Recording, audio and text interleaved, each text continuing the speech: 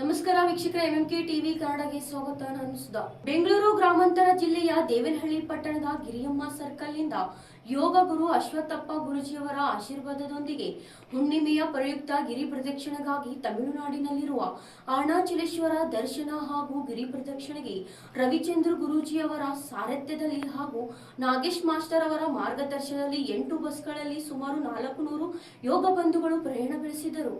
ಬೆಂಗಳೂರು ಗ್ರಾಮಾಂತರ ಜಿಲ್ಲೆಯ ದೇವನಹಳ್ಳಿ ಪಟ್ಟಣದ ಗಿರಿಯಮ್ಮ ಸರ್ಕಲ್ನಿಂದ ಸಹಜ ಅಷ್ಟಾಂಗ ಯೋಗ ಬಳಗದ ವತಿಯಿಂದ ಅರುಣಾಚಲ ಗಿರಿ ಪ್ರದಕ್ಷಿಣೆ ಯಾತ್ರೆಗೆ ಭವ್ಯ ಚಾಲನೆ ನೀಡಲಾಯಿತು. ಹೌದು, ಹುಣ್ಣಿಮೆಯ ವಿಶೇಷ ಪ್ರಯುಕ್ತ ತಮಿಳುನಾಡಿನ ತಿರುವಣ್ಣಾಮಲೈನಲ್ಲಿರುವ ಅರುಣಾಚಲೇಶ್ವರ ದೇವರ ದರ್ಶನ ಹಾಗೂ ಗಿರಿ ಪ್ರದಕ್ಷಿಣೆಗಾಗಿ ಯೋಗ ಬಂಧುಗಳು ಉತ್ಸಾಹದಿಂದ ಪ್ರಯಾಣ ಬೆಳೆಸಿದರು.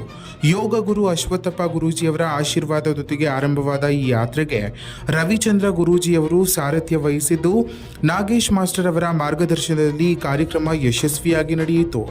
ಸಾಕ್ಷಾತ್ ನಮ್ಮ ಈ ಸ್ಥಾನಕ್ಕೆ ಬಂದ ಬಯಲಿಕೆ ಕಾರಣಕರ್ತರಾದ ನಮ್ಮ ಅಶ್ವತ್ಥ ಗುರೂಜಿಗಳ ಪಾದಗಳಿಗೆ ಸಾಷ್ಟಾಂಗ ನಮಸ್ಕಾರಗಳನ್ನು ಸಲ್ಲಿಸುತ್ತಾ, ಇವತ್ತು ಏನು ಗುರೂಜಿಯ ಕನಸು ನನಸಾಗ್ತಾ ಇದೆ, ಏನು ಗಿರಿ ಪ್ರದಕ್ಷಿಣೆ ಆಗಬೇಕು ಅಂತ ಅರುಣಾಚಲೇಶ್ವರ ಗಿರಿ ಪ್ರದಕ್ಷಿಣೆ ಆಗಬೇಕಂತ ಸಂಕಲ್ಪ ಇತ್ತು, ಅದೆಲ್ಲ ಈಡೇರುತ್ತಾ ಇದೆ.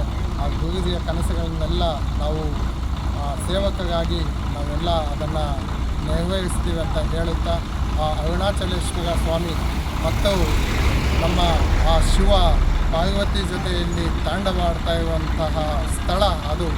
ಆ ಸ್ಥಳದಲ್ಲಿ ಮತ್ತಷ್ಟು ಮೆರುಗನ್ನು ಕೊಡುವಂತಹ ಸಂಸ್ಥೆ ನಮ್ಮದು ಆಗಿ ಮುಂದೆ ಬರಲಿ ಅಂತ ಹೇಳುತ್ತಾ, ಇದು ಮತ್ತೆ ಮುಂದಿನ ದಿನಗಳಲ್ಲಿ ಇನ್ನೂ 400 ಸಂಖ್ಯೆಗಿಂತ ಇನ್ನೂ 1000 ಪಟ್ಟು ದುಪ್ಪಟ್ಟು ಆಗಲಿ ಅಂತ ಕೇಳ್ಕೊಳ್ತಾ